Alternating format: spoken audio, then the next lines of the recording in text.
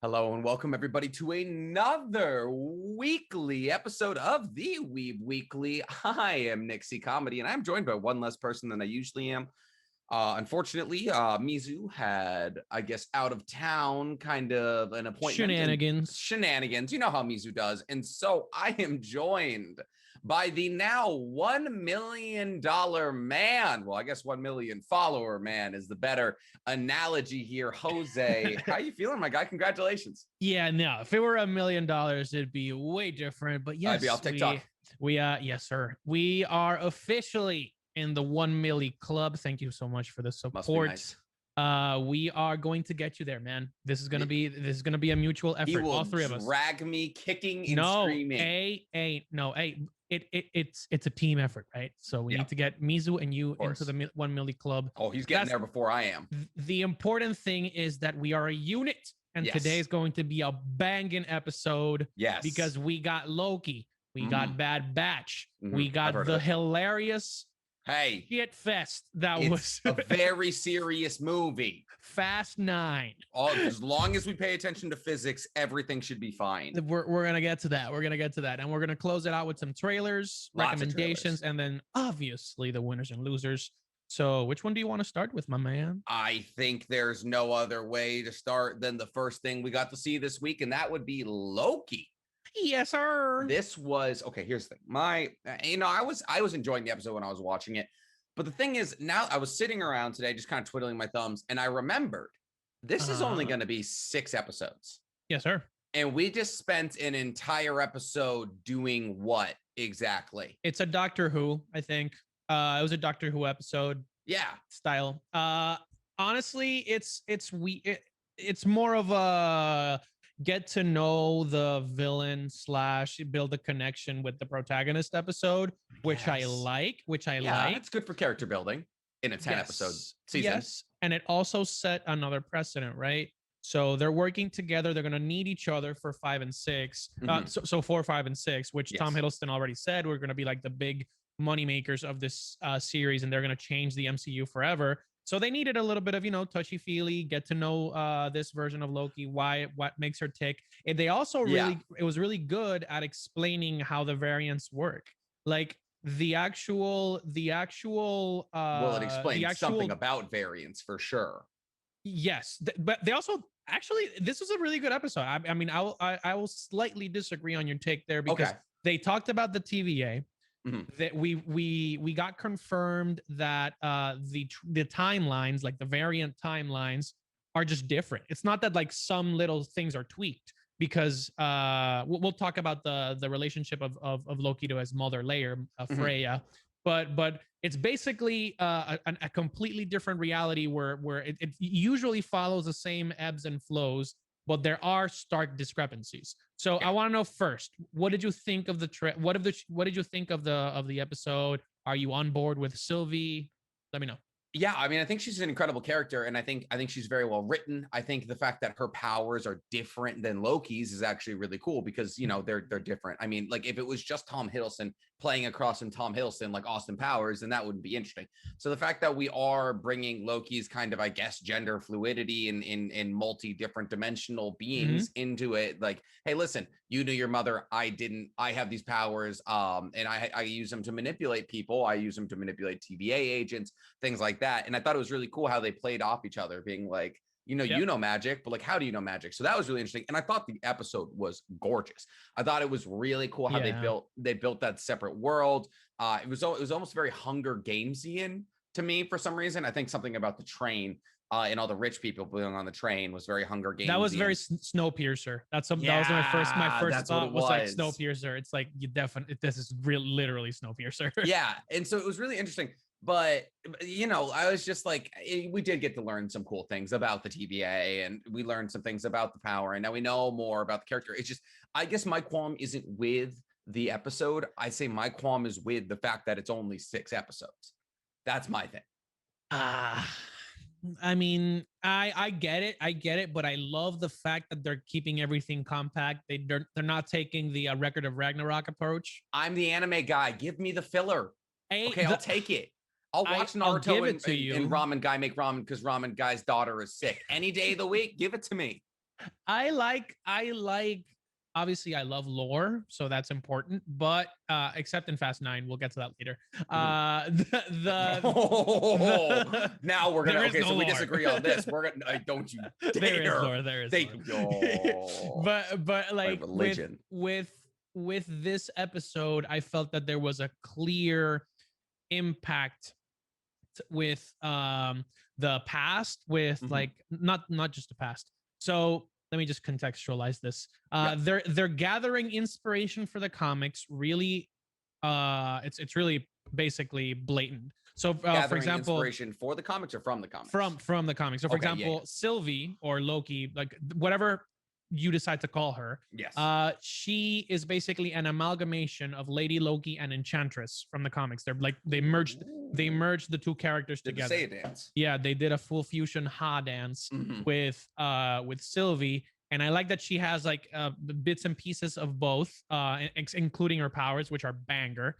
They did explain it too, and they explained it in like an anime type way. It's like I have to make physical contact, and then I have to put illusions, but then I'm in the illusion. I'm like, this sounds very, very Full Metal Alchemist type. Oh yeah, like, I like listen, law of equivalent exchange. Yes, you listen. Otherwise, there's gonna be a million people on the internet being like, "How does she do it? They never explain. That's a plot hole. How does she?" It's just so like, I mean, those people probably would have been us if we're being honest. But hey, big facts. Honestly, big facts. The other big thing is I said it once and I will say it again, and now it is confirmed. You never trust the TVA. Do not trust them. Yeah, they've been referred to as like a fascist time police. They're time fascists. It's a fascist time police, oppressive intergalactic time lords. They've chosen every single name in the book to describe these people. I did not trust them in the beginning. I know Ravonna. I don't know if it's just Ravonna being put like against her will, or is she following just Kang the Conqueror? You really think it's so? It's her. It's her. She's the big baddie. No, it's definitely Kang the Conqueror. It's leading up to Kang the Conqueror in Quantumania. The thing is that like Ravonna is basically either she's in on the joke and she's just trying to protect whoever's behind everything, or she's one of the forced, right? Because like that's one of the other things that we learned about the TVA. So all the people that work at the TVA, they are not like immortal beings created by the timekeepers. They are humans. They're human variants. And you know what the thing is in the last episode, because it was like they showed Owen Wilson likes jet skis, and I was like, exactly. If you're gonna make immortal time cops, why would you give them an emotional spectrum? I was like, why would you allow them to have like wants and needs? That doesn't make any sense to me. And so I was like, the thought hadn't registered, like maybe they are variants that I would take it, but I was like, that seems like a massive flaw in design. Yeah, and then a jet ski, like you're allowing them to have human attachments when they're dealing with literally the fate of the universe. Like, where that makes no sense. But here's the thing, and I guess I'm playing devil's advocate here, but if you had to choose between being erased forever or joining the TVA, what would you choose? The thing is, in their case, there's no choice involved, right? Because their memories are yeah. Oh, that's true. But like their memories are basically erased because Mobius doesn't have any memory of him owning a jet ski. It's just he saw it in a magazine, always thought it'd be peaceful, and that was at that moment I was like, this sounds little fishy to me. But clearly there's something still subconscious. Otherwise, Lady Loki or Silva wouldn't have been able to tap into it, you know? Yeah, I agree that I would agree with that. I don't know. I just don't like, as soon as they said like the sacred timeline has to be like, I'm like, bro, sacred timeline makes no damn sense. Yeah, I mean, they want complete and absolute control over everything that happens. And I think the thing is, if you're saying all predefined truth is going through three people, or in our theory, one person, then essentially what we're looking at is the worst thing possible, because they get to choose how the end of the world ends, you know? And so my big thing is clearly, I think it's almost like heavily apparent at this point that they're in the quantum room, because the magazine that Owen Wilson has is probably from like the 80s, right? The girl, when Silva taps into her memories, that looks present, but that girl's been at the TVA for years and years and years and years and years. Obviously, she trained to be a Minuteman. So we're looking at, and they did say, you know, time moves differently, but I think we are really like, I think it's almost all but confirmed that that is got to be in the quantum realm, right? I think so. And another thing that was pretty like curious to me, which I actually like thought about after I saw our dear friend Straw Hat Goofy make a video. It said like it applies to other aspects of the MCU. So for example, the thing that he mentioned is that, for example, in Sakaar, when we see Jeff Goldblum basically say, yeah, time moves differently around this realm. He's basically explaining the differences, right? Yeah, and then like what we see is that like, okay, the Bruce Banner was stuck being the Hulk for 2 Sakarian years, which means that he's definitely been there way more, for like hundreds of thousands of maybe 100, because like he's venerated as a god, so it definitely has to be more than 2 years. So like, and I'm like, okay, that makes a little bit of sense. And now in this one, I'm like, okay, if you're gathering variants from different time periods within the sacred timeline, all of whom are human, by the way, all of whom are human, that's the one thing that I'm like, Star Wars does so much better than Marvel, is like character design. You know, Cad Bane, Ahsoka, all of those different races in The Mandalorian, when he had to deliver frog eggs to the frog people, like that's cool. That's it's practical effects. It's awesome. And then they went to this new planet and it was just stuff full of humans speaking English, and I was like, come on, give me something here. Yeah, I there's some instances where Marvel makes it like, I think Marvel, the thing is, Marvel is literally scratching the tip of the iceberg. They have so much, like, it's for just in general or Loki's timeline? Just in general, like Marvel has so much to cover.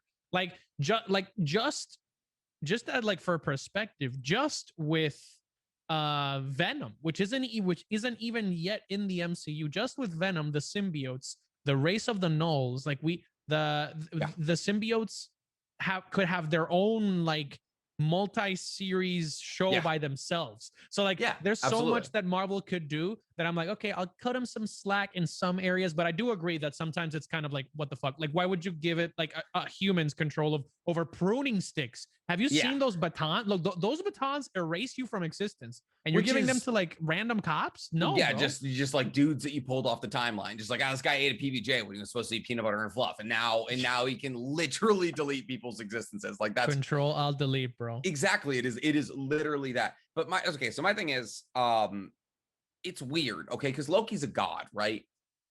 Yes, more or less. And so he's the big baddie in the first Avengers movie. He summons this army of people and he takes on New York, right? And sure, he gets absolutely thrown around by the Hulk. But like, how far are we scaling this man down? Like, they got thrown off the train by 2 cops from a planet. That was it. That is where I think the MCU is kind of like nerfed a little bit their characters a little bit too much, because like Loki, Thor specifically, like they're just monsters in the comics, and just in general, like I've been through the fact that I've been covering mythology a lot, spamming that shit. Oh, have you? Multiple, no, it hasn't showed up on the FYP at all. On TikTok and like my Insta and everywhere. I've gotten the chance to look a little bit at like the lore behind, and even with Record of Ragnarok, looking at Loki, looking at Thor, looking at all those Norse gods. They've done some shit that would literally like merit them one-shotting most of the people in the MCU. So like the fact that they're making them more human, which is part of Marvel's shtick, like making people relatable instead of just like Supermaning everything, makes sense. But I agree, like Loki should, like with his magical abilities, should be able to take on these cops, and he did, even if he in is the train drunk. scene, right? Yeah, in the train scene, they kind of did like show that they're good at martial arts. They could take on more people at a time. I would say Silva's good at martial arts. I don't know if I would say Loki is good at Sylvie Doobie bad. She's a badass. She's a bad bitch. So I like her. I like her a lot. But I don't know, man. I feel like they're scaling him down. That's it. Yeah, they're scaled down. Also, is Asgardian just vaguely gibberish like Scandinavian language? Because he was singing and I was like, these aren't words. I was like, none of these are words. He's just making this up. Yeah, they're basically just using Icelandic or I think that one was Icelandic or maybe Swedish. I don't know. Mm-hmm. Yeah, they're just using the northern tongues and like stuff like that, like runic speak to take the songs, I guess. Yeah. And so, okay, and I think we see in the episode, we see Loki reverse time a little bit. On one of it was I have the note. Oh, I saw that. I was like, yo. He reverses time and on like one object to like bring it back, you know. And so with the end of the episode, spoilers ahead if you haven't seen it, essentially they're trying to get off this planet that is doomed for destruction because it's a moon that's orbiting a planet and the planet is cracked into. And so they're trying to get on this arc that's taking all the rich people out. Only problem is the reason that this is an apocalyptic timeline that Sylvie was able to go into is because the ark never makes it off the planet. Okay, so everyone dies. So at the end of the episode, they're trying to get to the ark. They're like, hey, listen, if that ark's never had us before, we'll get it off the planet. And then they don't do that. So now, hypothetically, they're stuck on the planet. Big cliffhanger, really cool. How do you think they're going to pull their way out of this? There has to be a third party. There has to be a third party. Yeah, I don't think unless we haven't seen anything, and that's where I'm gonna follow the words of Tom Hiddleston on this. Is like these next 3 episodes are gonna change the way the MCU works. So like either they figure something out, like a temp pad or something out of their ass, but like they basically. But the temp pad's broken. Yeah, they need to basically have something influence their trajectory, because I personally don't think that the way they've set it up, they would just have an easy way out. That makes no sense. Well, so my current theory is essentially all they need for that apocalyptic timeline to become a variancy and then pull the Minutemen there is for one person to survive. So I think they're going to try and have one person survive, have the Minutemen come and then jack their time pad and leave. Something like that. Or I don't think we would have seen Loki being able to reverse time on an object if he couldn't hypothetically do it for the arc. I think that is also another possibility, but that would be kind of crazy. That'd be like, Doctor Strangean level time manipulation, which would be crazy. But I mean, hey, if we're trying to set up for Quantumania and we're trying to scale up these characters to what could launch an entire series of movies, why not get started now? Yeah, I feel that. I'm like, the thing that I was curious about the most is maybe the cliffhanger itself, because we haven't seen cliffhangers like this in Marvel since Infinity War. Like since they said like, my God, what are we gonna do? Like that people falling apart. Yeah, so like those cliffhangers are really good because like after those happen, we get beauty out of the MCU. So I'm excited for that. I'm excited to see how Sylvie manages to like embrace her male Lokiisms. Because that's one thing that I was very captivated on. It's like, okay, they both have very different powers, right? One, she taught herself enchantment. Like Freya didn't teach her enchantment because she died when Loki was born. And then we have our Loki, which literally learned everything about like astral projection, like energy projection, all that stuff, manipulation, from his mother, right? So it's really interesting on how they'll take it. I still feel like we are missing that last element of surprise that's going to help carry the show forward, at least in this last section. Because something huge has to happen. Something like completely like I guess universe changing. That's what they've said. They've said that this is gonna like change the MCU, and I'm like, it's gonna reset the universe. I still haven't seen shit because like they're still pruning like down at the TVA since they bombed the Sacred Timeline. They're still pruning timelines left, right, and center. So I don't know. The Sacred Timeline is still there. It's still sacred. It's so currently, as of what we've accomplished thus far, hasn't done anything more for the MCU than any previous MCU show. Yeah. But I think that's you know, like Tom Hiddleston said, that's what's coming in these next couple of episodes, which I'm excited for. My biggest thing is, have you seen the I guess it's not even necessarily. I mean, there is a discourse online right now about Loki's gender fluidity. Have you seen any of this? So I guess to break it down, essentially, so he is now typically considered gender fluid because he is in some timelines a female and some timelines a male, or what's going on there? In general, Loki is gender fluid in terms of his character, his the lore behind it. Like in Norse mythology, he is gender fluid. Like he's given birth. Like Loki gave to a horse. To a horse and the world serpent. Like he gave birth to an earth encompassing serpent. Ow. So like yes. I hope that was a C-section. So it's more of people not accepting certain things when you get them than being anything else. And I saw a lot of videos that were actually pretty cool of like little details within the episode of like colors and stuff like that, because obviously we're in Pride Month as well. And in one scene, in the scene, and specifically that scene of the train, there's a shot where you get to see his jacket, and then like certain colors are like saturated a little bit more, and it's literally the bi flag. It's like the colors of the bisexual male flag, or they're just a bisexual flag in general, and they show up in the show. It's like it's very nuanced. I love how Marvel does this. And then like they just did it in a pretty like, it's not like he had like a kiss with a man on the show. It's just like she like female Loki asked him like, I'm guessing any lovers? Lovers along your way, maybe a princess or a prince, and he's like, well, maybe a little bit of both, but nothing real. It's very a simple way of confirming it, but people are pressed because he's like supposed to be gender fluid now because it's like what like the agenda is, and like maybe it's because of Pride Month, and I'm like, well, no. That's the way it's always been. Loki's been this way all the time. Yeah. And I mean, if your entire personality is based off illusions and, you know, looking like different people all the time, like of course he's not going to bind to a certain set of parameters that you can wrap your like feeble little mind around, you know, like sure, like his base form is Tom Hiddleston in his universe's version, but yeah, he has given birth, and you know, in other universes he exists as a woman. And I don't like, I think people are just like so pressed about like, oh my god, the agenda's coming down on us. And what people don't realize is like, A, it's not an agenda, okay? It's just the way it's been. And B, it's not stealing your heterosexual cis characters away from you.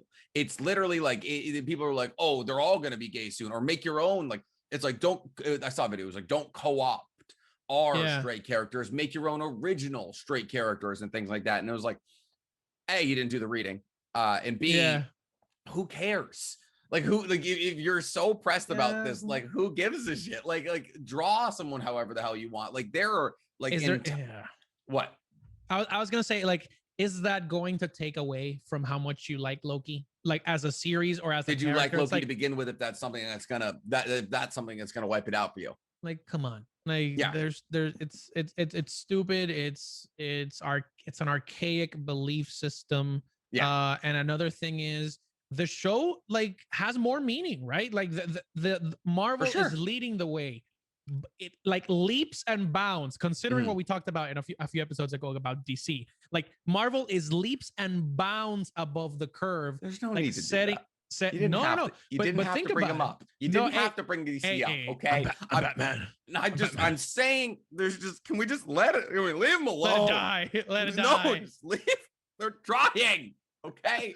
They're trying in a very bad way. Shazam was good. Shazam was good, but now they're messing. They're messing with Suicide Squads 2 looks good, but we'll talk about that later.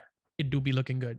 I think honestly, Loki is setting the tone for the changes in the MCU, while also fitting into a narrative that makes sense for the current like period in time that we are moving forward, setting even it's trailblazing in other aspects, in like visuals and just storytelling. The sound design, that's another thing that I wanted to talk to you about. Like the sound, the music choices, everything has been spot on. I can't say I've noticed.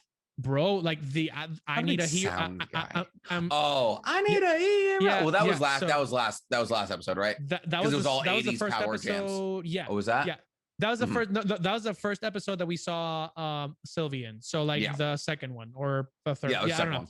But yeah, the second one. So like we got that, just like the intro. Like every time there's a transition, like the dun, dun, dun, dun. It's like it's kind of like Stranger Thingsy. Like I'm getting that type of vibe. Well, and I love it's very 60s. The TVA is stuck in the 60s, all that. So like it is. I think they're trying to aim for a Stranger Things type vibe. Yeah, and like even the TVs are like 60s TVs inside the TVA. They're big fucking boombox TVs that weighed 80 pounds. Okay, cool. You know, we that's about all I got on Loki. If you want to talk about my favorite movie of the year. Can't wait. Here we go. All right. We're gonna talk Bad Batch after this, but guys, La Familia. Oh, it was so good. For those of you who are uninitiated or don't know my love for the Fast and Furious franchise, we're talking about F9, Fast 9, Fast and Furious 9, Vin Diesel's wet dream. Oh my goodness, what a fun watch. What a fun watch. All right. You text me, you're like, I feel like I'm watching a telenovela. But us true fast heads, that's what we call ourselves. Fast and Furious stands, we call ourselves fast heads. Seeing young Dom was good, incredible. But oh my God, could that guy not act at all? I don't know why we chose him. He was a terrible actor. He looked right, I guess, but essentially in the first movie, Brian Connor meets Dominic Toretto. Brian Connor, undercover FBI agent, meets him. Dominic Toretto's got a past. All right, he's got a criminal record. What's a criminal record for? We don't know. Dom's just a bad boy.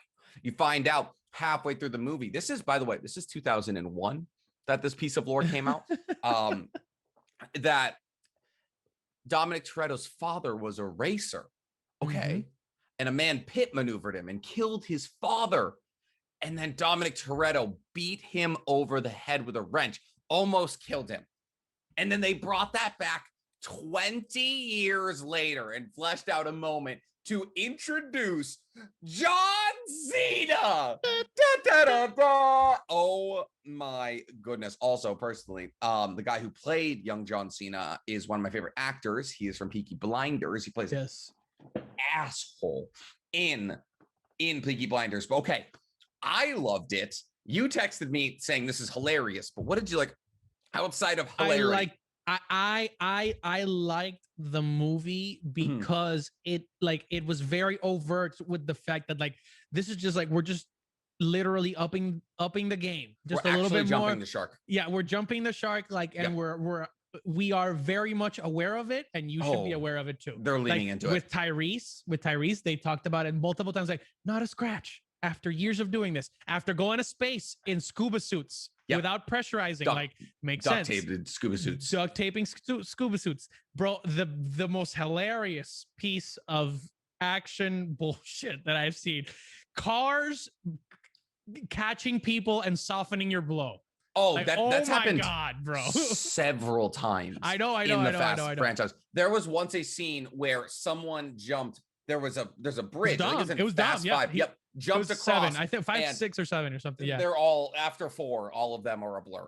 Yeah. And he jumped, and the windshield just caught him like a wee baby. This was also after they took a tank off that highway. Yes. I love it. Literally, I wrote a note and I said Dom was playing Rocket League.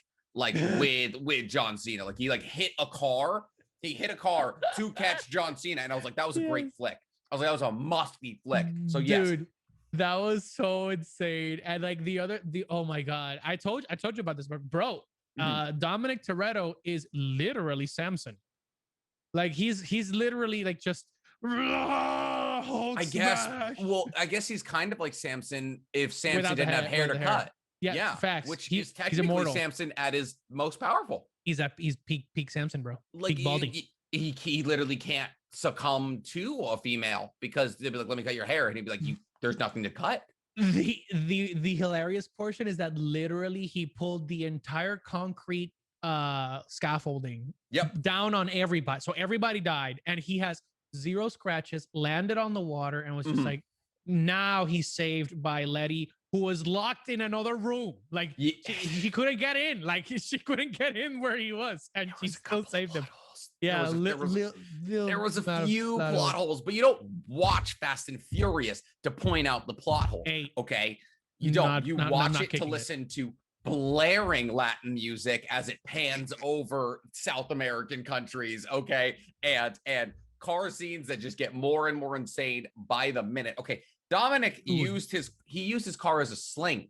Okay, we saw it in the trailer. Essentially, John Cena, we get introduced to him in the very beginning. So essentially, I'll break down the movie's premise of what there is a small bit of.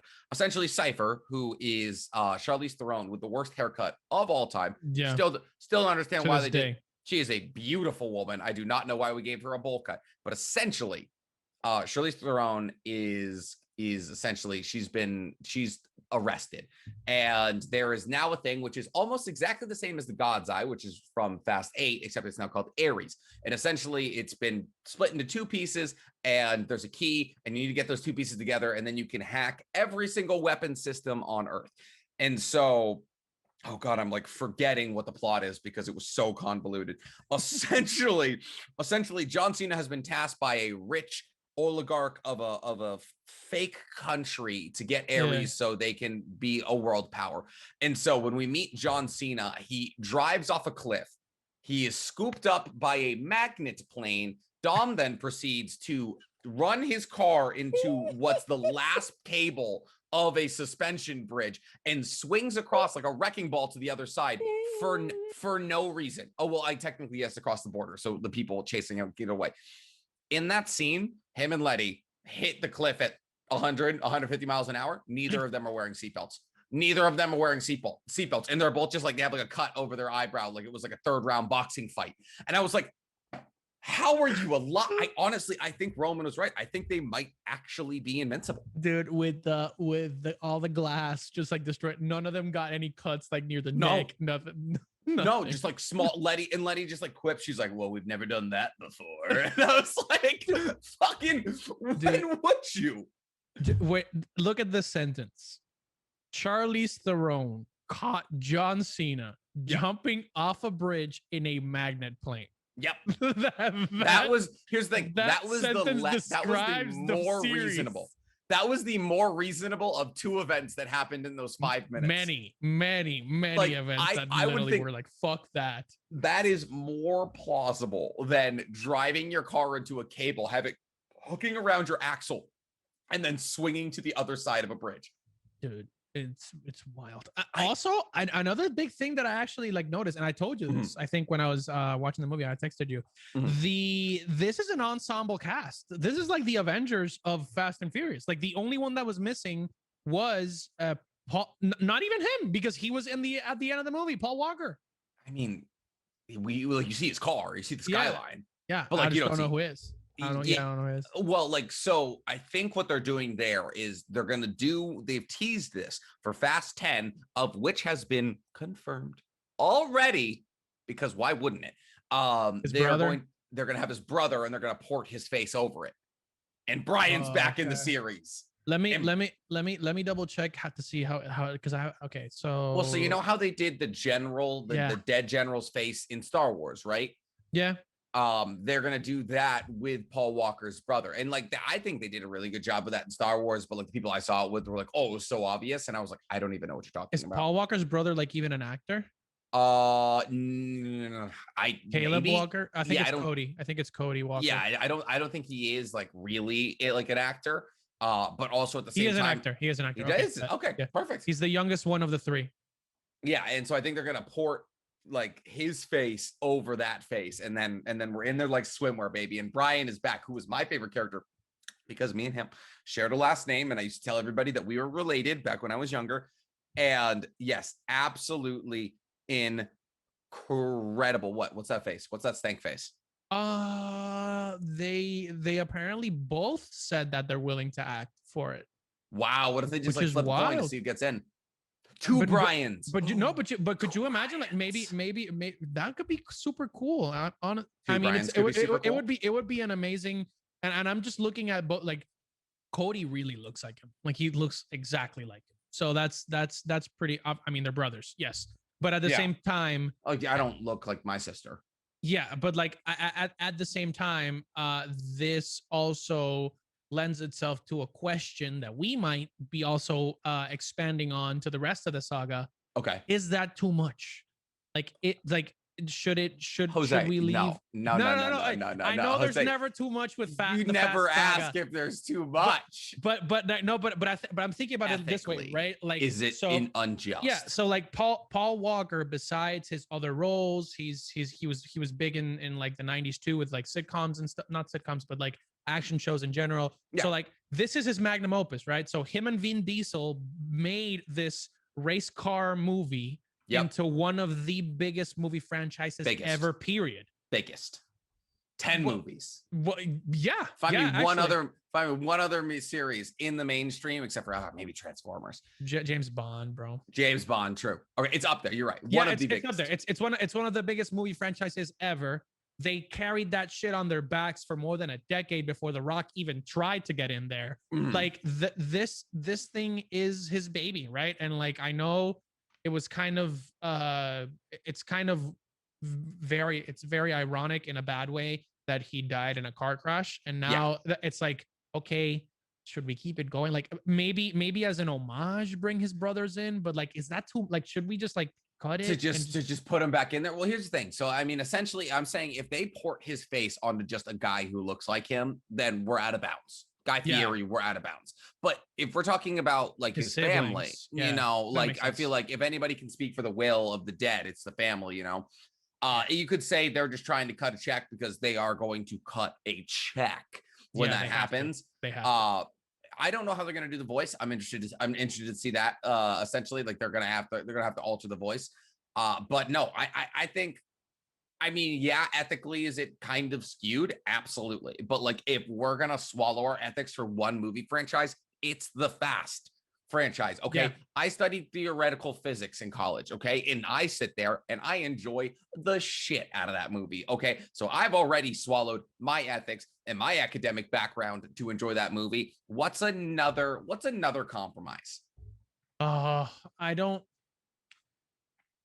besides the laws of physics, right? Because like you can enjoy the movie. I just think it's surreal at this point that like the Invisible Man and the CIA and everybody that should have a finger on the pulse, like this would be a worldwide catastrophe. Like that is a big compromise. Yeah, that is a big compromise. Like you're suspending your disbelief that literally the entire world governments, like the UN, would be after that shit. And they're like, I'm sorry, let's send Dominic Toretto and his family. They ever failed? I find me one movie where they end in failure. Okay, that is the blackout squad. Okay, that is who you call in when everybody else is gone. All right, they're not. You see you see the CIA, you see the FBI, you see all these people throughout the movies trying to accomplish the things that Dominic Toretto can do, and they get nowhere near. Jose, this is the A team. I know. They're who you send. They're not the ones they're the one who come knocking. Okay. I'm the one who knocks. I am the danger. I am the danger. Dominic Toretto. He looks okay for like almost 60. Very true. Putting him next to John Cena was mean. We're going to talk about John Cena in a second because I actually have very good things to say about John Cena. Big ass hands. So I just saw online, I've been like Googling this like super quick, fast, and in a hurry. Mm-hmm. There was an interview in June 7th of this year. So pretty recently, with like Cody and Caleb. Yeah. Cody and Caleb talking about filling in for visual effects on the 2013 movie. 2014 movie. And then the future of the Fast saga. And they said, Vin and the whole family have done a really good job of tastefully letting the character ride off into the sunset. I think Paul would really get a kick out of that. It's gotten so crazy. It's a wild ride at this point. Paul was very much a purist, real car guy. So they both said that like Paul was the car guy out of the two. And then, I could see Vin also being a huge car guy, but Paul Walker played the part because he was a car junkie. Yeah. But then they also said, I couldn't speculate as to what he'd think. I just know that Vin always takes a very serious approach to keeping Paul's legacy and his image in mind. He's always done a really nice job. Yeah, he's always done a really nice job of paying tribute to the character. They worked together for years and were brothers. So like they are very open to playing Paul Walker's role, Brian, in the new movies. And I'm like, okay, bet if it works out, if it works out story, like I mean, nothing works out story wise in the Fast Saga. No, but like, God, no. But at the same time, like if it just makes sense, just out of like me seeing it, it's like, okay, Paul could have done this, or Paul could be here. Like it makes sense. Then have at it, man. Like I guess, like at this point, we've thrown physics and reason out of orbit. I mean, you know, they did it with the Jen from Star Wars. They kind of did it with Carrie Fisher. She passed away before they finished. That's totally different, bro. How is it different, bro? With Carrie Fisher, I actually want to defend this because with Carrie Fisher, this like sets off the events of like without that moment, there is no Star Wars. True. Like without that moment in Rogue One, there is no Star Wars because somebody has to let I forgot the name of the ship. Somebody has to eject that ship. Sorry. With Eject that shit, homie. Eject that shit. So somebody has to eject that ship and give them the plans to the Death Star and run away from Vader for Episode 4 to even exist. Okay. In this case, we literally have a random brother that literally not even Mia, not even Mia, bro. Not even Mia, the sister, knew about him. And then midway through the movie, in the conversation with Letty, she's like, oh yeah, by the way, don't tell Dom, but I knew about him like a couple of years ago. I broke into archives and shit. And I'm like, hey, you didn't know about him and now you know? It makes no sense. Letty she was undercover for the CIA for many years. She's an op. Narc. Okay. She is a few, like, listen, she in Fast and Furious 4, she goes undercover. She goes undercover in the Mexican cartel to free someone. I forget. That was actually story made a little bit more sense back then. But dude, first off, John Cena, I don't know how old he is. He looked incredible. He looks with long hair. John Cena looks amazing for his age, bro. Like him and The Rock. He's 44. Yeah, something about that WWE. It's steroids, is what it is. But like, still, like that's. I'm sorry if you think The Rock's not on steroids. John Cena's not on steroids. Oh, buddy, yes, they are. They absolutely John are. Cena's never been on steroids. You see those veins? That's all natty. That is natty. That's called circulation, baby. Okay. Outside of John Cena, we also had some very interesting characters show up. Cardi B is a terrible actress. Why? Just why is my question. She was in the last movie. Was she? Yeah. I don't remember that. In the last movie, remember they were working for what's her name? What's her face? What is her face? Working for Han's girlfriend, Wonder Woman. The old lady. Oh, Helen Mirren, Helen Mirren, who is a Oscar-winning actress. Oh, but she's taking this one in stride. She's good in the role. Yeah, she plays that shit. Oscars, and she is crushing it. Oh my goodness. Also, I have a weird thing. Did you notice that Vin Diesel wasn't in any shots with Roman and Ludacris? That's very true. Like in every shot, like except for the very, very end where they're all at the table. That is and the one where like they have the face off with Cena and Vin Diesel. They were all in the same room. But yeah, I get what you're saying. Continue. Every time they would cut straight to his face. It was I only ever saw him physically touch Mia, Letty, his child. Yeah. And I think maybe Zazie Beetz' character, whose name I'm totally forgetting right now. I forgot her name. Yeah, I forgot her name. The English girl. Yeah, but no, I thought it was absolutely incredible. Also, Francis Ngannou was in it, the heavyweight champion of the UFC. Everybody was in it. Dude, that is one of the greatest fighters in UFC history, and he actually had some acting chops. I mean, it was mostly just him fighting, which is literally what he does for a job. Yeah. But yeah, no, I mean, all in all, like, like speaking of that, how did you feel of the Han explanation? Oh, I almost forgot about that. What explanation? What explanation? How did he get out of the car? How did he get out of the car? It was like the invisible man had a scheme for me, and I was like, well, what was the scheme? What was the scheme? It cuts to him. It's on fire. He's in the car, and then it just snaps in. Better. It was better. But the thing is, he snaps, and then he's not in the car. Was there a hole? They never explain how he got out of the car. They don't. It's just Kurt Russell looking at the screen, man. He can do anything. I guess, sure. But like, it's just, so like Han is in the car. We know that he gets pitted. Technically, he gets his like tire shot out or something by Jason Statham. And by his brother, right? Was it his brother? Or no, it was Jason Statham. It was Jason Statham's revenge for putting his brother in the hospital. See, fast head. Got to know this lore, homie. Okay. Yeah. And then, so we never saw him why he's alive. I think in the note I wrote down is because you said it's an ensemble movie, and the ensemble is getting smaller and smaller and smaller. Only one of the Dominican guys came back, and he wasn't even in. Well, they're not Dominican either. They're not Dominican? No. Are they? It's Cuban? Weird, bro. So okay, so both of them are Puerto Rican, but they're Puerto Rican. Oh, yeah, both of them are like very famous Puerto Rican singers, and like I didn't know they are. Yeah.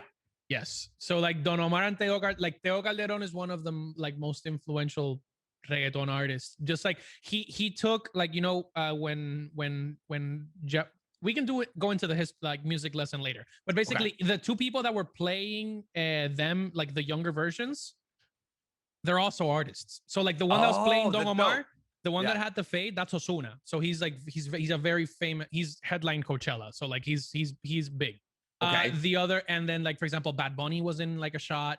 Cardi B was there. Like there was a lot of artists. That's I was like, yo, this is just like the Latin Grammys are just like that's what it is at the fucking Fast Five movie. Because the whole movie is just blaring Latin music while they drive beautiful seascape highways. I'm gonna be very honest. Have we not been up to this point, dude? No, the thing is that like, okay, when Mia is talking to Santos or whatever, who Don Omar shows up when he's doing the barbecue. Yeah, Mia is speaking in Portuguese, and he is responding in Spanish. Like Mia's talking in Portuguese, and he's responding in Spanish, and I'm like, you do it? What the fuck is that? Like, is it Santos Obrigado? And I'm like, okay, that's definitely that's Portuguese. And like, I'm listening to Don, and I'm like, damn, is Don gonna speak Portuguese? Nope, he's just plain speaking Spanish. Like, he's just speaking Spanish. Like, because they're supposed to be Brazilian. Yeah, and I'm like, supposed to be Brazilian. Fuck? And I'm like, fuck, that's so funny. Vin Diesel is French Canadian, bro. This movie was a 10 out of 10 just because of the fact that it took everything that we know and love about the Fast movie, and they just turned it up to 1 million and just forgot about the plot. Forgot about the plot. It's like, fuck it. Just like, we've done submarines. The one thing that I was actually the only thing that I was mad at, the only thing, because it made absolutely zero sense, was Tyrese with the gun in the middle of the jungle. I'm like, bro, the point, though. He got shot multiple times. He was wearing a vest. Bro, no, I'm talking about when he was running towards that, where he's like, you think I'm scared? Before that, he like, the cars were literally right in front of him. They shot him in the back. They could have shot him in the leg. They shot him everywhere. They were shooting AKs on the back of a car, very bouncy. Bruce Willis, his way into, he literally just went like this with a gun and killed everyone. Like, he just went in a circle, orbit, man. If there's two people that should have gone to space in that movie, it was definitely Ludacris and Tyrese. I couldn't imagine it being anybody else. But that's the thing. So that's why they brought Han back, though, is because we've lost Brian, we lost Han, we lost Giselle, we lost Giselle, we lost the two Puerto Rican guys. So like Leo and whatever his name is. Like Fast Five was the biggest ensemble out there, bro. Like, it was like there was like 9 of them, and they were trying to steal the what's it? The whatever safe out of the safe from the whatever. The whatever from the Rio police or something. And that's probably the best one ever. Actually, no, Fast and Furious. Yes. But so so they had to bring Han back because they needed more characters, because that's what it's predicated on. It's just family. You can't have family with just like 4 people. That's a get together. I agree with that. I agree with that. I was kind of scared on how they were gonna deal with this because as we know, they had a huge falling out with Dwayne Johnson. Yeah. I don't know if it was just like Vin Diesel. It's just Vin Diesel and Dwayne Johnson. They'll never share. Yeah, they'll never share a screen. Again? Probably not. No. Yeah. Is it just like the creative differences or what the yeah, because Vin essentially directs and like it's his baby. He produces fast. Yeah. Yeah. And then Justin Lin directs. And so like that's like his whole thing. And then The Rock comes in and everybody loves him. He's another big hulking dude. He's a personality. He produces a lot of the stuff he's on. And so it was just two really big personalities clashed and they hated each other. Wow. So now that's why that's why there was the Hobbs and Shaw spinoff, because now they're going to be part of the Fast universe, but like that way Vin and The Rock never have to share a room. Yeah, that makes sense. And I know that Tyrese like went on like a rampage and just like crying and shit on Instagram Live. That was wild. I was like, why what was it about? He was upset. He was upset. Weren't getting casted in the movies or something. Not just that. I think he was gonna get left off the last one, and that's why he came for this one. I don't know. Mm-hmm. Like he was mad. Which is why I think they didn't share him and Vin didn't share any scenes. I think he was initially mad at The Rock for being a diva, and then mad at Vin for like, why is it like I thought this was family. I thought we were gonna like do it together. Like. I'm like, he thought it was like actually know. Like this, like he was like actually like I thought this was a family. It's a movie, bro. Dude, I have no words, and I'm like, bro, you're saying no to The Rock, like Dwayne Johnson. Nope, Dwayne Johnson. I would say yes to anything he said. I wouldn't want to get in his way. Okay, so the reason that another thing that I was like really excited for, so Helen Mirren, we're talking about Helen Mirren. She pulls the role so well. And I was incredible. Like, okay, what other movies she did? It's Red. What other movies does she did? Oh, well, she was in Red. I mean, like Helen Mirren is. I know. Incredible. Obviously, okay. I just thought you were like, where do I see? Where do I know this woman from? No. I mean, she's Catherine the Great for God's sakes. Like she's awesome. I just meant that like pulling off that spy / action role in Red. She played like with Bruce Willis, Morgan Freeman, John Malkovich. Like she's literally like played that role before to perfection. So she's like, perfect. I personally think she should have been M in James Bond. Ooh, right. That would have. Not to say that she's the woman also old. Helen Mirren. Both of them are old. Like Judi Dench. Dame Judi Dench is known for like being M at this point. Besides her Oscar-winning roles, job. She did an incredible. Like I mean, she is knighted for a reason. Or like whatever. Yeah, whatever title they give the women. Dame Judi Dench. Dame did.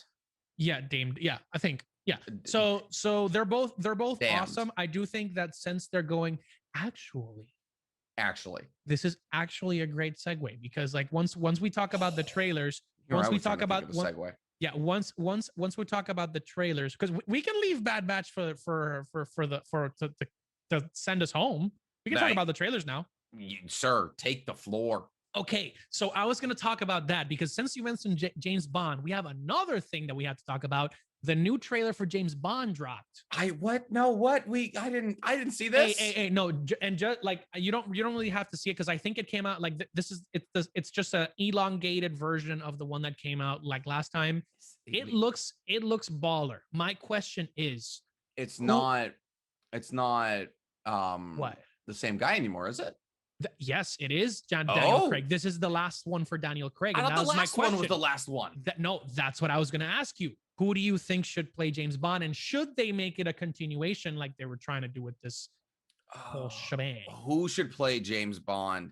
Well, so I know a lot of people wanted like some people want Idris Elba, which would be incredible. That would be really cool. I mean, he's about to like I don't know who he's playing in Suicide Squad. He's not playing Deadshot.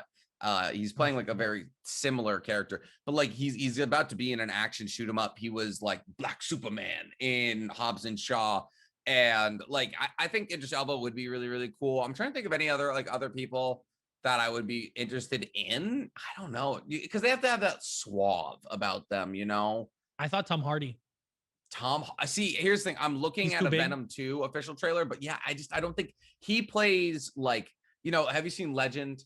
or when he plays the serial killer who's in jail, who just boxes, who's that name of that movie I'm totally spacing, but he plays big, burly, boxy people. That's why he's great for Venom, because he's a big dude. He was a great Bane, even though he wasn't technically Latino like he should have been. But that's a conversation for another time. But I don't know. Yeah, I think Idris Elba is honestly the only person I would really like ride my money on. I was thinking maybe Jai Courtney. But he's also in Suicide Squad. Just by the look. But like I don't know. Like I was just talking, like thinking about that and being like, okay, makes sense. And then trailers, why did it make sense? And since you mentioned Mr. Idris Elba, he's playing Bloodsport in the new Bloodsport, in the new DC BS Fest that will hopefully be the opposite to what we'll see from Suicide Squad. You want to talk about it? Yes, sir. Okay. So first off, Lou, we just need to get Goofy on this show, because we reference his stuff too often to not get him on this show. Like, all right, Goofy made a very good video about this, essentially, where he was like, this trailer looks exactly like Suicide Squad 1, but with James Gunn. It's essentially like strong black man in jail gets like relationship with daughter exploited by Amanda Waller, is good at shooting things. It was really, really great. And he also like pointed out that like a lot of, and I agree with him here, a lot of those people look like they're gonna die. They're there to die. For sure. I don't want John Cena to die though.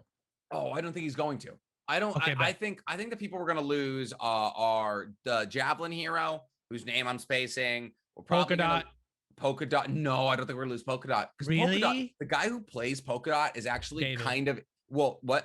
David Dastmalchian is his name. Yes. I just found him out.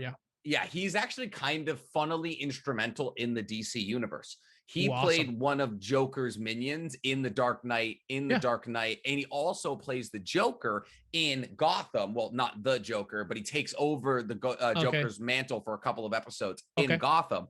And so he actually plays a very instrumental role in the DC universe. He usually gets his fade run, but I don't think he will die. I think Weasel will die. I think the Javelin hero will die. Pete Davidson might die. Also could be. Didn't Captain Boomerang die in the first one? Did the first Suicide Squad get retconned? Probably. You think so? Yeah. I mean, it's just a completely different, separate story, I think. Okay, because the Captain Boomerang is the one who tries to run away, and his explosion chip goes off and it destroys his brain. Yeah. Yeah, and he's in that trailer. And we also don't have Will Smith anymore, so where the fuck is Deadshot? Where's Deadshot? Technically, like maybe he got away or something. I don't know, bro. Also, they say that Idris Elba shot Superman with a kryptonite bullet, which is something that Deadshot does. Yeah, that is something that Deadshot does in the animated movie, where Batman's plans to kill the entire Justice League get taken by Vandal Savage. So Vandal Savage gives Deadshot a kryptonite bullet, and he shoots Superman. So I was like, you just had Deadshot in the movie. Why are you giving Deadshot's story to Bloodsport? I mean, they're pulling their, it's maybe there's a multiverse. Maybe there's a DCMU. It had to. The first one had to have gotten retconned, right? Yeah, I think so. I would have retconned it personally. I mean, the movie this is rated R, right? It has to be. They're not going to make that same mistake again. Yes, and a good thing. I think there was a great choice to take out Killer Croc and bring in Rambo as King Shark. So that's pretty dope. Wait, Sylvester Stallone is playing. He is the King Shark, my friend. That's Rambo. Awesome. Oh my God, Rambo is in the DC because they have the same vocal range. They have the same amount of verbal. Yes, they have the same amount of verbal acuteness. A 78-year-old Sylvester Stallone in King Shark. King Shark looks awesome. My biggest thing is I like that they're doing King Shark in a more canonical way, because King Shark very rarely speaks. But God damn it, I love the way that Harley Quinn, the animated TV show, does King Shark. And I thought it would have been like really funny if they had done that. Okay. Like, because in Harley Quinn, King Shark is like, I forget who voices him, but he's like, he's got this super shy voice, and he's actually like very intelligent. And it was funny, like there's a nice little dichotomy to how his actual character is written. But no, King Shark looks awesome. I also didn't love Killer Croc. Ron Funches. Ron, that makes yes, Ron Funches. Yes. Who also lost like 200 pounds. Yeah. He's crazy. Awesome. Yeah. Also, I mean, if you were going to keep one thing about Suicide Squad 1, thank God it was Harley Quinn. Yeah, I agree. And like the Harley Quinn is just like quintessential character in general. I think that's just her character now. Like Margot Robbie is. She is perfect for it. Perfectly cast. I just don't know. I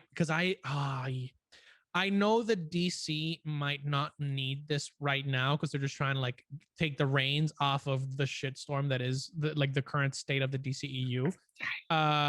Because they have to choose. The thing is, they have to choose, man. Like I know, I love them too. No. I love these characters, but like either you go the Zack Snyder, either you give complete and utter creative control to Zack Snyder, or you choose another director, but you give him a specific plan. Like because I think about it either has to lead to Injustice, which is what they teased at in the end of the Snyder cut. Yeah.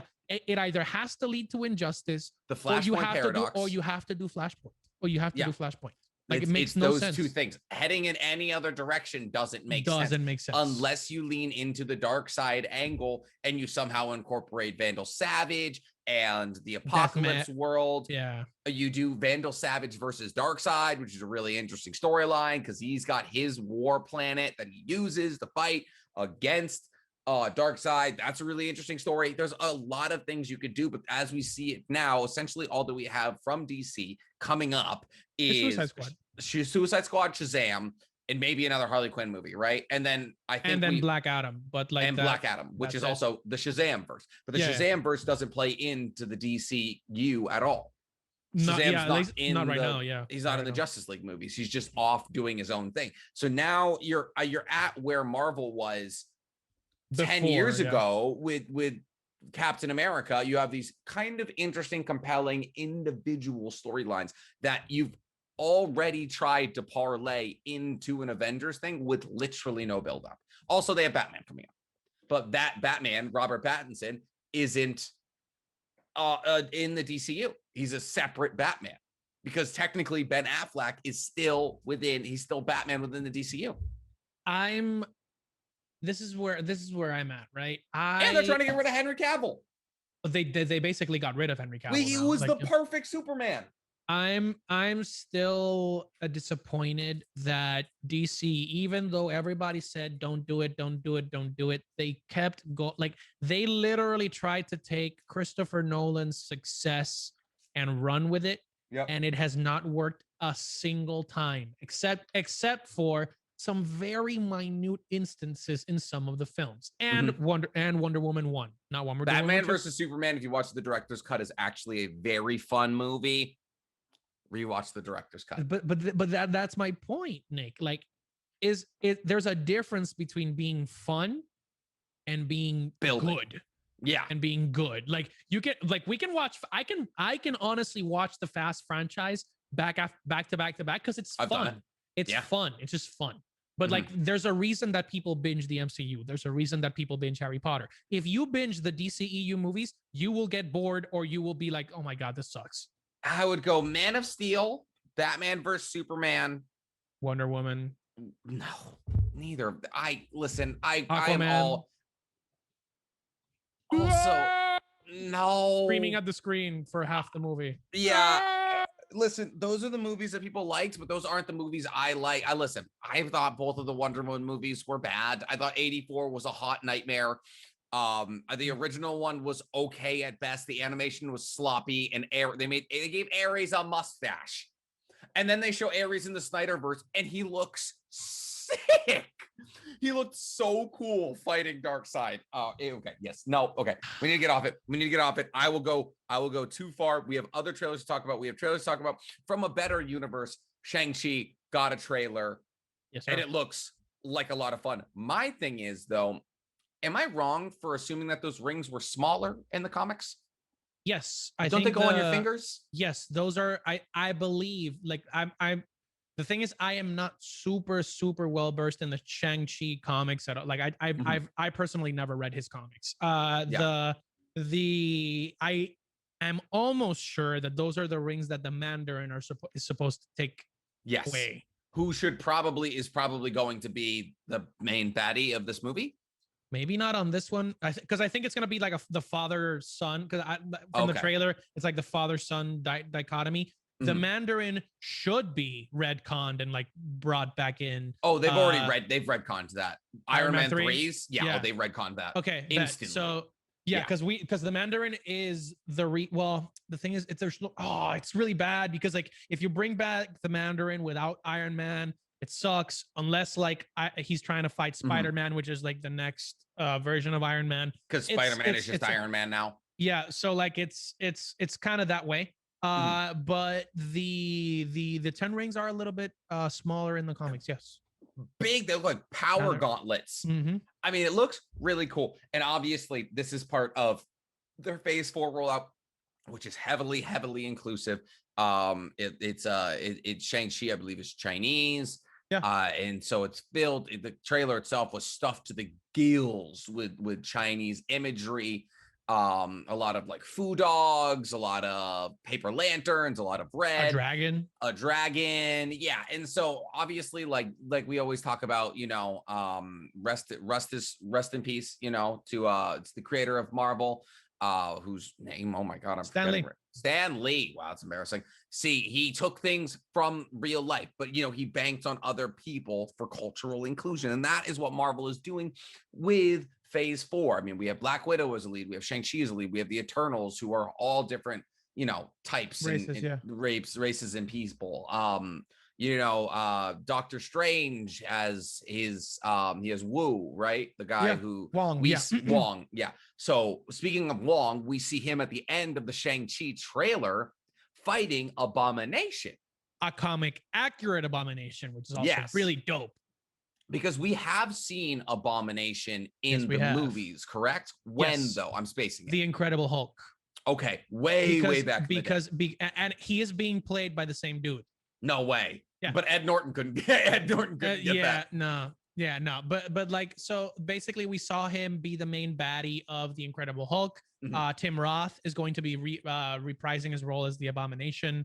But if you look at the paused scene where we see the Abomination like line up, it's literally like the fish style Abomination from the comics. Green, scaly. Exactly. So like and this is exactly what we've been mentioning so far. Like the Phase 4 is going to be really adamant on comic accurate. Like, comic accurate, and like the costumes are to the T. Bro, even in which we didn't even mention, in Loki, Lady Loki's horns, one of them is chopped off, which is exactly how she looks in the comics. That's sick. Which is awesome. Which is like every single detail is accurate, and I'm so excited to see. I have no idea how the fuck Wong is going to beat the Abomination, considering the Abomination goes toe to toe against the Hulk. But I mean, he did cut off one of Thanos' brother's hands, so I would go the same route for sure. I would try and get him to punch a portal and then close it. I think it is going to be super interesting. I think it's cool that they're finally starting to use characters that don't look like Chris Evans, that don't look like Bruce Banner. It's not just white men leading the forefronts. Now we're telling actual like stories of different ethnicities, races, groups, creeds, and that's going to pull more people in. My girlfriend is a huge comic book fan. She was born in Guangzhou in China, but like she's so stoked on this. And she's stoked on like the creation of more of this content because that gets her family into it and things like this. So I'm excited that we're finally getting, like important stories told that, it's like Disney doing the like different colors of like color, race, credences, ethnicities of the Disney princesses. It brings more people in. Agreed. Yeah. And it's very, of course it's when Disney takes over that we start seeing this, it's a very Disney move, right? Like who knows? True. If Fox was still running it, we'd have like 8 Chris Evanses just running around. Oh God, let's not talk about those other studios, please. But since we are talking about Asian stories being told, we also got a trailer for Chainsaw Man today. I don't know if I can strictly call that. I don't know if I can strictly call that an Asian story. I mean, it is very Japanese. But this looks incredible. Came out today. This is breaking news. My least favorite thing about anime trailers when they come out is you're like, oh my God, it's a minute and a half. And then the first 45 seconds of the trailer, and then the next 45 seconds of the trailer is just a screen, and it's nothing. And they're like, "Ha, got you." It's just because like it has to be over a minute for some like thing in YouTube. Who knows? But this looks like it's Mappa. Mappa are the people that are animating it. Those are the same people who did AOT the last season. It looks gorgeous. It looks so good, and it does not look like they are straying from the manga's gore, violence, lust. It was really intense. I'm not gonna lie to you. It is a metal manga. It is hardcore. It's like Blood Sea meets, I don't know, a shonen anime essentially, and it looks sick. My biggest hopes for it personally, because I'm reading the manga right now. My biggest hopes. First off, I'm so excited to see some of these fights animated because some of the fights in it are absolutely bonkers, and you just don't get that in the manga. You know, you have to do the in between the panels in your own brain. My biggest thing is I hope they do a really good job encapsulating the beginning of the story is so sad, so sad. The main character and his chainsaw dog are together. I hope they do a really good job building that in, because that's going to pull in the average viewer who didn't read the manga. Outside of that, I know they're going to crush it with the fights, but that's my biggest hope. Do you think you're going to watch this when it comes out? Oh, for sure. I mean, the trailer pulled me in from the jump. I was like, yo, this looks actually sick. And I'm excited that they're bringing in Mappa, which is literally just like basking in their own glory right now. Yeah. So I'm excited to see that. They got a little hate for their animation on AOT. They were rushed, but they got a little hate. That's true. But I mean, they also did JJK, right? Yes. So, I mean, they've been crushing it. They're just at the top right now. If you want your show animated well, if you have a manga that you love, you better hope you see those 5 beautiful letters. But definitely give them time. Definitely give them the time to do it. So that's ideally. So yeah, I haven't read the manga, but I'm super excited for this. Yes, very, very excited for it. I mean, it wasn't super long. We didn't get to see a lot. But outside of it looks gorgeous. The fight scenes looks cool. And oh my goodness. Like the movie that Daniel Day-Lewis won an Oscar for, there will be blood. Oh, I like that reference. There's gonna be a lot of blood. Speaking of a fair amount of blood, though, the segues have been on point today. Yes, sir. Yes, sir. You were fangirling over this episode of The Bad Batch. Yes. And I can understand why. We got a bounty hunter face-off. Dude, it was badass. It was incredible. Give me your first feelings outside of fangirl. Outside of fangirling, because we finally got some actual like story developments. I'm excited that we finally got our confirmation. So I am what Omega is. I am slightly glad that my theory was debunked.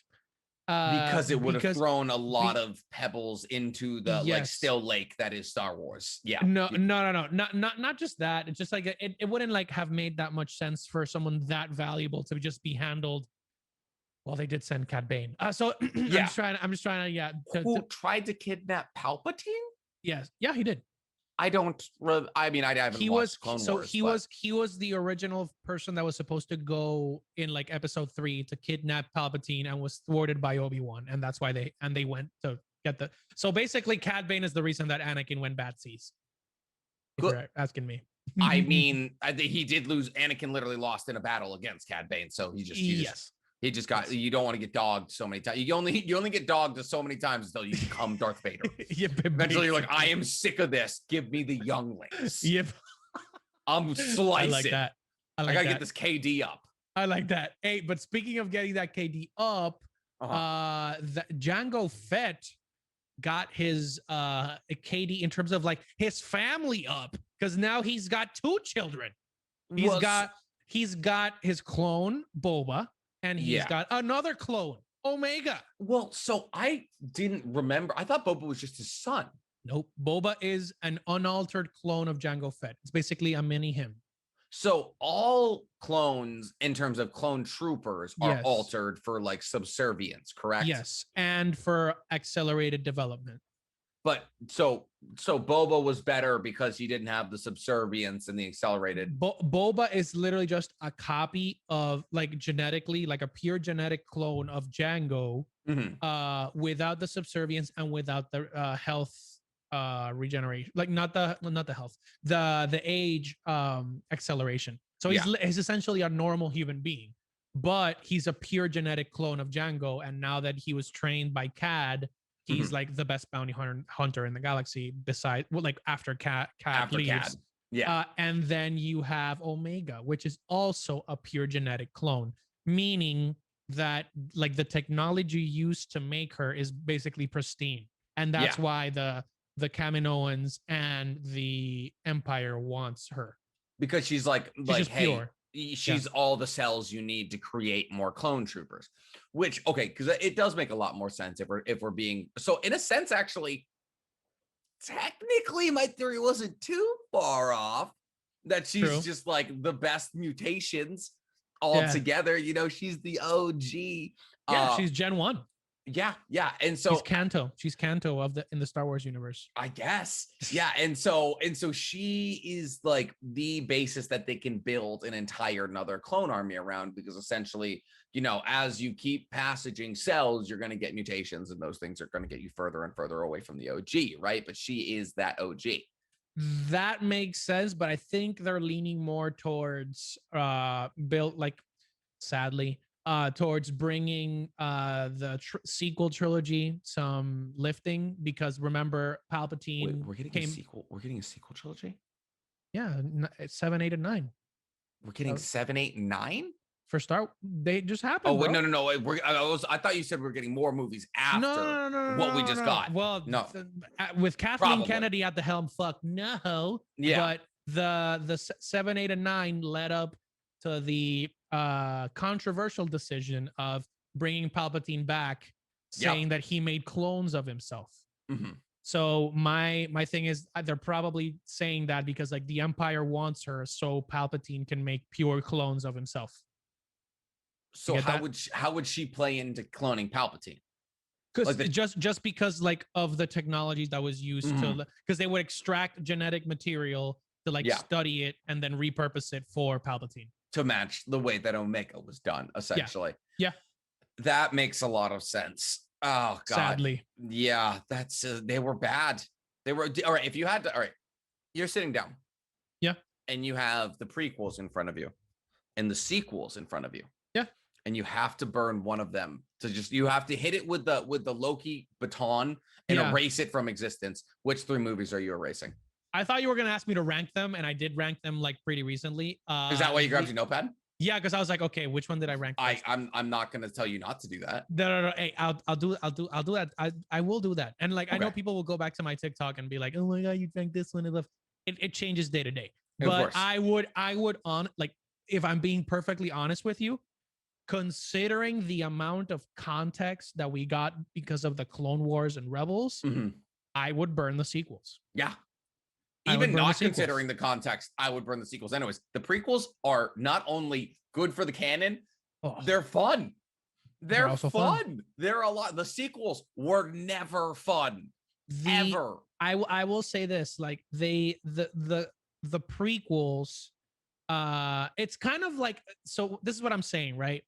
WandaVision did to Avengers Age of Ultron what the Clone Wars did to the prequels. Yes. Because if you think about like Anakin in the prequels, and it's, again, I will go to the death with anyone. It was the writing. It wasn't his acting. Yeah, it was not Hayden Christensen. It was George Lucas. Yes. Sorry, bro. You wanted money. It's your baby, but you just wanted to sell toys, because every screenwriter that did the original trilogy knows what's up. So otherwise, why have Misa and a kid? Like, we're trying to sell toys. Makes no damn sense. It's the same thing with the poppy birds or whatever were on Luke's island. Yeah, the porgs. I'm like, what were they doing? What the fuck? No. What were they doing there? No. So you just wanted Ewoks Part 2. That's very true. Yeah. Except that they're just like fodder for Chewbacca to eat, I guess. Exactly. In this case. Yeah. The idea of the Clone Wars handled by Dave Filoni and having Dave Filoni lead on the Mandalorian with I forgot his name. The guy from Chef. Yeah, the guy that directed Elf. I forgot. I always Elf. Yeah. Yeah. That's what you remember him from. Not Jon Favreau. Jon Favreau, but you remember him from Elf. I remember him from a lot of things. I also the Marvel universe, couples retreat, bro, as well. Why are these? Yeah, because I remember the movies where he was like the star. Remember, he was Chef. The star. True. Yes. Also Chef. But like Chef is hilarious because you can tell he wrote it and directed it, because in that movie he is with Sophie Vergara. Oh yeah. And Natalie Black Widow. Scarlet Witch. No, Black Widow. Scarlet Witch. Oh, my bad, Jesus. Scarlett Johansson. Scarlett Johansson. There we go. Scarlet Witch. Sunday Scaries. Exactly. Sunday Scaries. Yeah, but he wrote the two most beautiful women on Earth at the time as his love interests. Bet. Mm-hmm. What I was gonna say is that like Dave Filoni lifted up the Star Wars universe with the Clone Wars, and that way we got the best version of Anakin, right? Oh God, yeah. Probably besides Vader and a couple others, one of the best villains in Star Wars, which is Darth Maul. I was gonna say Darth Maul. Yeah. Oh my God, he's one of my favorite fans characters. Had been clamoring for a long time, bro. Because he's very important in the books. And not just that, like his story, like the entire arc of his story is so insanely good. Yeah. So like the answer to your question is the sequels need to get burned. And I'm sad. And I'm sad because Rey could have had the potential of being even more influential than Luke. Sadly, from like a political standpoint, or from no. I'm just saying, like from a Star Wars standpoint, because she was slated to be like the most powerful Force user with no connection to the Skywalker family. Yeah, like, she could have led the fight. Until she's a fucking Skywalker, and I'm like, come on, bro. Like, why? And I know people want to use, and like every time that I mention this. People give me slack saying like, oh my God, you're like, they bring up like the Pablo Escobar or Adolf Hitler. Like, what if she could have taken the Palpatine name and made it like she's the Force user to bring that name back into like, okay, good. And they're like, oh my God, you would never make Pablo Escobar good or Adolf Hitler good. I'm like, oh my God, please. Just like I'm trying to save her. I'm just trying to like give her some semblance place. No, not that. I'm just trying to save her character from the doom that was episode 8 and 9. Like, come on, like she was so set to be that bad bitch that has the lightsaber on the island at the end of 7, and it was such a good metaphor for the directorial switch that she just throws it at in the beginning. In the beginning of the first episode, it was like, haha, everything we built in 7 is now gone. I'm just so sorry. sad. This but is yeah, this is your DC. This is your DC right here. No, hey, not just that. Like, I'm excited that we both enjoying Bad Batch. Did you enjoy the episode? Oh yeah. Before we keep going, like, did you enjoy the episode? What are you looking forward to? What did you not like? Well, so Fennec Shand is a badass. Yes. I think we can all agree with that. Unfortunately, we know she dies at some point. She comes back though. Have you not seen The Mandalorian?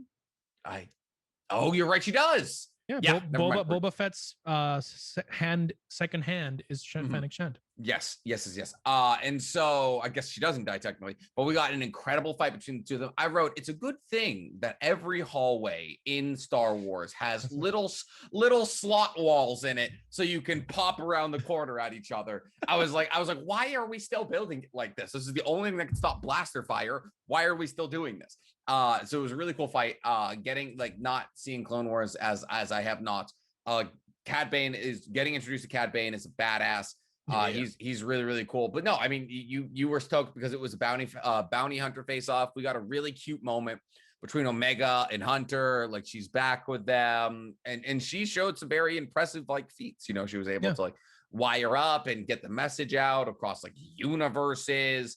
Crosshair was on there. Now, here's the thing. Crosshair is probably gone now. Like they jumped to hyperspace. They weren't able to track him. It's not the eighth installment of Star Wars. They can't track you through hyperspace anymore.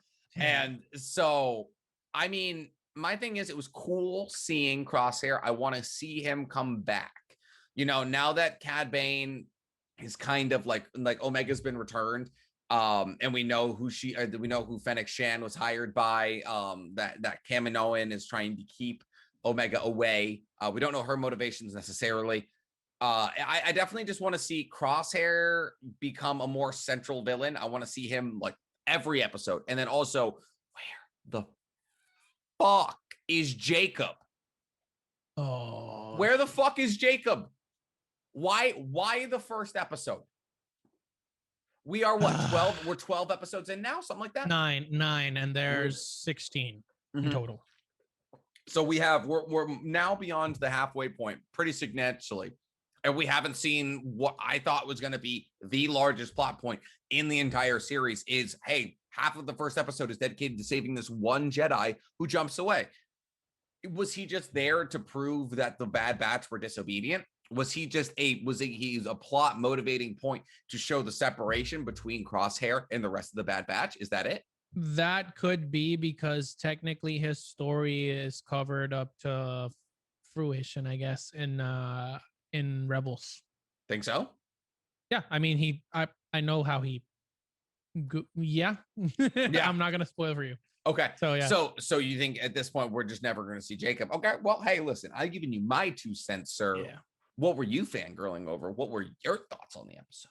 I liked it. I liked the bounty hunter face off. I like the fact that we're giving Omega moments of like, okay, proving how valuable she is. So like she tricked the service droid. She rewired a pod. Yeah. She basically escaped the most lethal bounty hunter in the galaxy, not once but twice in the same episode. And like the addition of her being fully in the loop of why she's so valuable and still wanting to like hang with the squad is also really important, at least to me. So yeah. I'm excited about the episode. Not as good as Reunion, not as good as the last one. Oh yeah, it's the first week. It's the first week we've got an episode that wasn't as good as the week prior. Yeah, but it wasn't that big of a step down. No, but like really I still feel like there was a little bit left there. I am curious to see where are we going to get those hints at like the Jedi or stuff like that, because we haven't seen. The only thing we've seen is Rex. Where is Rex? Yeah. So I want to know if he's like just chilling with the Rebel Alliance. That's got to be the logical next move for the show, right? I mean, we have now essentially flushed out every single possible storyline that doesn't have to do with Rex, and them joining like them joining the Resistance. Essentially, like that is the only other thing that we can accomplish here. You know, Omega now knows her storyline. We know the motivations between the people behind the people hunting her. Like, where else would they go with this next episode other than the Resistance? I think we've built upon the exact amount of development that we needed to get everybody level. Now we need something. Now, like somebody needs to clash. They need to like either face an obstacle or do something. Because like, I mean, we still have technically almost half the show left, but yeah. I'm still hesitant. I haven't seen enough from Crosshair being like apeshit yet, even though he got like his face kind of he got the Darth Vader treatment. Yeah, he got the scorching. I like it. I like where it's going. For sure. I do think that I don't think it took a step down. I think it plateaued. Yeah, like it was enough to like keep it at where it was, and I think like we can only go up from here, because I don't think they're gonna mess it up now. Like there's no way. Episode 7 and 8 brought plot progression to the story. This episode didn't bring a lot in terms of plot progression to the story, other than now we know who Omega is. But it made up for that with probably the best fight scene in the entire show. So yeah, it's all evens. Cool. Yeah. And now we know we also got a chance to see the dark side of Kamino, because like we know that like they're were like willing to dead or alive. Yeah. That's their investment. That's their investment right there. That's money. That's money on the table. Listen, I mean, did we really ever see a light side? They're the people that literally clone one. Army. Yeah, they made a clone army for the people that, you know, murdered all the Jedi. They put inhibitor chips in their brain. So these were never good people. That's true.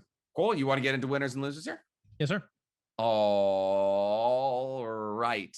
So my first winner of the week is one that hits pretty close to my heart, believe it or not, because we actually got a good trailer for a DC movie, and I haven't heard people talking about a DC movie this way in a long time. So my winner is DC. Try hard fans, stands, all of you out there. Guys, we have weathered the storm of the Justice League. We've weathered the storm of Batman versus Superman. We've weathered the storm of Wonder Woman 1984 with Kristen Wiig as a badly animated cheetah woman. Okay, we've done it. Okay, Marvel fans have been dancing in the sunshine for years. Oh, we have Endgame. It's the highest grossing movie of all time. We just lost Henry Cavill and Ben Affleck, both people perfectly casted for their roles. All right, but listen, Suicide Squad 2 looks like fun. Idris Elba has never had a role I didn't like him in. Harley Quinn is perfect as Margot Robbie. Polka Dot Man is a very funny, interesting character from the comics. All of these people are the people that should have been on Suicide Squad. They're the weirdos, the left outs, the leftovers, everything. John Cena just crushed it. NF9.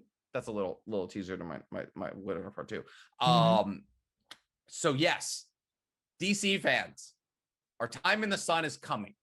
Okay, listen, we may not get movies that are canonically building to anything because they're not. Hey, listen, we don't want that. We don't need that. Okay, because we'll take whatever we can get. Give us the crumbs. We'll take it, Marvel. It's fine. But we got a good movie coming. I think. If I'm wrong, I'm going to be very, very upset. Very, very upset. And then my second winner of the week is John Cena. Da, da, da, da. Oh, that was so well coordinated. Holy shit. Wow. Yes, sir. Birds of a feather, baby. And John Cena, first off, looks terrifyingly weird with long hair. I will never get over it. I will never get over how weird he looks with long hair. That man is ripped up, killed it in Fast 9, is now a part of the franchise. The ensemble's getting bigger because guess what? Guess who's not actually the bad guy anymore? He's actually the good guy. He was saving Dom from the reality that his dad was too afraid to tell him he was in debt. Yeah. John Cena, mic drop. He'll be an F10. I'm stoked. He's also absolutely not going to die in the Suicide Squad because he's John Cena. You keep the big names around. Take the small people on like the Pete Davidsons and the long hair javelin guy and Weasel and even King Shark. Actually, King Shark won't die. King Shark is actually... Leave Rocky out of this. Leave Rocky out of it. King Shark will not die. But yes, John Cena is my second winner and my loser of the week. Theoretical physicists, because if you have any semblance of a scientific brain whatsoever, F9 is going to be almost unwatchable unless you go in with a smile on your face and a love for Vin Diesel deep within your heart. Because, oh boy, where do you even start? They put a booster rocket on a car and they flew it to space. They use the car as a swing. Magnets don't work like that. Somehow, a man in a box, they just put a man in a box, and he was able to get into the bank where they were holding half of a weapon that was supposedly strong enough to wipe out the entire world. Literally, all they did, they put John Cena in a box, and then two guys in outfits waved at the guards, and then just scrolled him next to the bank. And then somehow he got the safe open because they were like, the magnets is how they got into the safe. Never explained that. Never got an explanation on how Han survived. They're just like, the Invisible Man made it work. So yes, if you go into Fast and Furious 9 expecting to be impressed scientifically and or plot-wise, you are my loser of this week because you, sir, have missed the assignment. What do you got to say? I'm going to start off mine with the loser of the week, and that is the laws of physics. Yes. That is the big loser of the week. Isaac motherfucking Newton is rolling in his grave. Died a virgin because he couldn't enjoy Fast and Furious. Dude, I am. It was hilarious. It was hilarious. Fantastic and movie. My winners of the week are everybody else that's not the laws of physics, really. We have Yep. Marvel fans with Loki and Shang-Chi. We have Star Wars fans because we are slowly getting back into like some level of hype with Star Wars, even though it's kind of like died down because of the movies kind of sucking. Kind of sucking I mean, DC fans with Suicide Squad. It's time for a good movie. It's time for a good movie. Hey, Harley Quinn. Hey, Birds of Prey was a good movie. Birds of Prey. We forgot about that. Birds of Prey was a good movie. Birds of Prey was decent. I'll give it decent. I know. It was better than Wonder Woman 84. I know. I'll give it that. It was better than Wonder Woman. The Harley 84. Quinn animated TV show is good. Yes, that is actually very good. Actually, technically, DC has been killing it in the animated universe for a very long time. Some of my favorite movies of all time are DC animated movies. They are so good, but just once the real people get on the screen, we have a problem. Actually, I'm gonna be very honest with you, and that could be a question for when Mizu gets here. Who is the ruler of animated / TV shows in general, Marvel or DC? Because I think we actually have like even with Loki, WandaVision, and Falcon and the Winter Soldier, I think there's Teen Titans, Batman, Justice League, Gotham. I don't know. Let's leave Gotham out of it. Anything done by CW is I personally do not claim. Well, no, the first three seasons of Arrow, the first two seasons of Flash.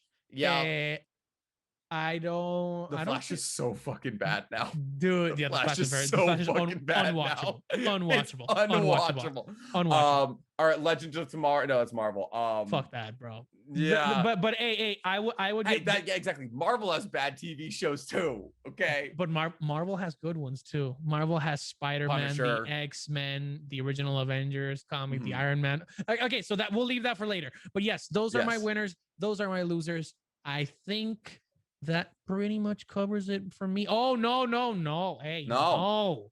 The winner of the winner of the week. Yeah, I was just saying is Vin Diesel. Yeah, Vin Diesel. Like, oh my God, bro! You secured the bag, continued the franchise. He has a ride at Universal, bro. He is ridiculously good at making money. Money. Oh. I was gonna say ridiculous car movies, but yes. Do you think he's sitting in his chair, like his directorial, not his directorial chair, but like he's watching his movie and he's like, yes, exactly. Like, you think he takes his own movie seriously? I think he'd be in the chairs like, this is better than what Michael Bay would do.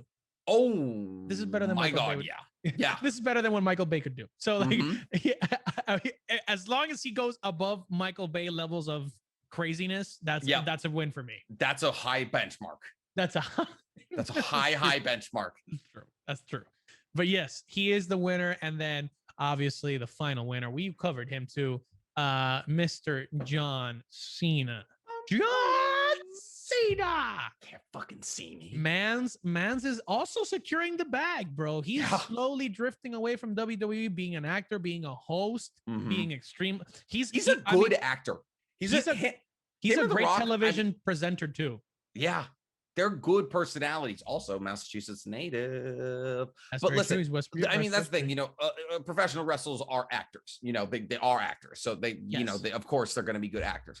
But like, we've seen other professional wrestlers who aren't near. Like, The Big Show has a show called The Big Show, or The Big Show or something. Like, he's not a good actor, but like, he's actually like a good actor.